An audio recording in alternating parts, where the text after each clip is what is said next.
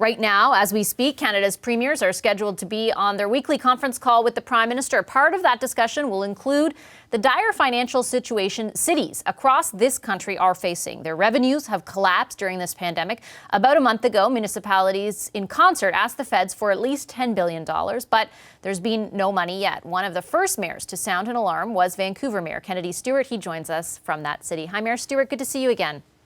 I see you too. So, Mayor, I remember having this conversation with you, I think it was maybe over a month ago, where you were saying we are in trouble. We need the federal government specifically, and the province, though, to step up. What has happened in the time in between? Well, the province has jumped in on transit here in British Columbia, which has been a big relief. I mean, we were cutting. All our services in the province did come in with some operating monies, which is very, very helpful. However, nothing directly to municipalities. And I'm not expecting anything from the province. I'll continue to ask, but I don't think that's coming. And so the big city mayors, along with the Federation of Canadian Municipalities, has continued to ask for the $10 billion. Cities are in various states of, fiscal health across the country, but all of them are facing revenue shortages, and all of us are doing layoffs, and all of us are doing service cuts. And with the unpredictability of the coronavirus, forecasting forward is pretty tough too. However, again, very thankful to the province for jumping in on transit here, and hopefully we'll see that from other provinces across the country. Let me ask you about the federal component in all of this, because the Prime Minister has received a number of questions over the past few weeks.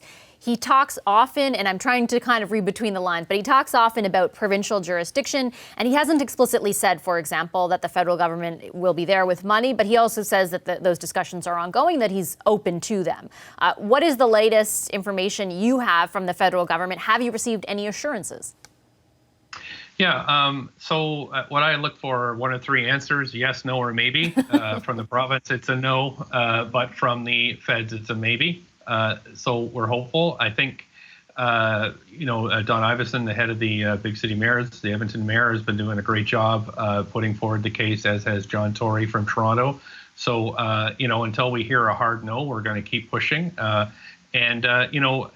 A lot of this has got to do with economic recovery post-COVID, or in this new normal that we have, is that if our cities, we wind them down too far, then we're unable to kind of push through infrastructure money for building new things and getting new services up and going. So there has to be this careful balance between how far you let cities wind down and then how quickly you want to ramp the economy back up. So I think it's a really big decision by the federal government as to what to do here. That's an interesting point that you make, and it makes me wonder how important timing is too. So there's a lot of decisions they have on their plate, and I know that the budget cycle for cities is a bit different than for provinces, for example, but it makes me think, the way you lay it out, that money has to come sooner rather than later. Well, at least some indication of if it's going to come, because at some point, we can't run deficits. We're now all in a new budget cycle. We're planning for, what's our 2021 budget going to look like? So if we're seeing decreasing revenues, but also what I'm really scared about is property tax defaults. I mean, that is the lifeline of municipal finances, our property taxes. I've been doing polling here in Vancouver that shows that we are going to have a much higher level of property tax defaults. We might actually have also commercial property tax defaults. So if that happens, we're in quite deep trouble. However, I'm glad that talks are continuing, and I'm glad the BC and here they've helped with transit. But this is a national issue because it affects every city, every municipality across the country. To that effect, and correct me if I'm wrong, the funding shortfall is expected to be between $110 and $33 million for Vancouver. Is that right? 110 and about 300 yes. million. It is hard to predict know. At this point because of the property tax defaults. Maybe nobody defaults and we're all good, but maybe 25% default. And again, we can seize property eventually and all those kind of ugly things that we can do, but that takes years to recover that money. So this is an actual immediate hit to our budgets, which are problematic. And the other thing, of course, the focus is what's our economy going to look like? I mean, people are always going to live in cities, but it does look like the economy is reshaping itself significantly. So how do we plan for that as we go forward? One great thing to do would be to open up the discussion about new funding tools. U.S. cities have slices of the sales tax, for example, that kind of balances out their property tax, dependency. So those kind of discussions, I know mayors would be more than happy to talk about those kind of new mechanisms. Are you worried at all about, for example, the downtown core or office buildings in general? I ask because there's this really interesting tweet from Shopify today, the CEO of Shopify.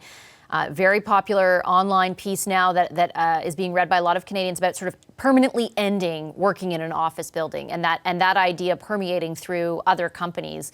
Do you have? I mean, there are spin-offs to that, right? Especially when it comes to things like property taxes or the businesses in the downtown core that depend on people who go to work every day. Do you have any concerns about that?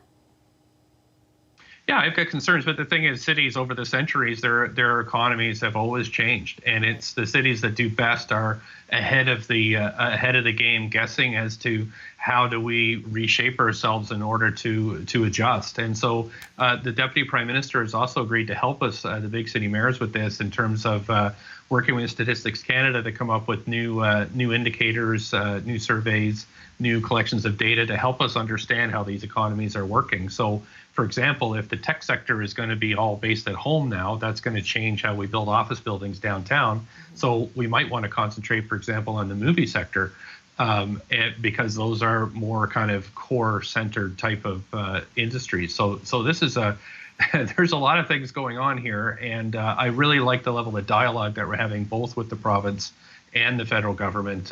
Weekly calls with the big city mayors is very helpful, and we're grateful for that. Okay, I'll leave it there. Thank you, Mayor Stewart. Pleasure to have you back on the program. Thanks. Hi, I'm Vashi Capellos, host of Power in Politics. See more of our show by subscribing to the CBC News channel or click the link for another video.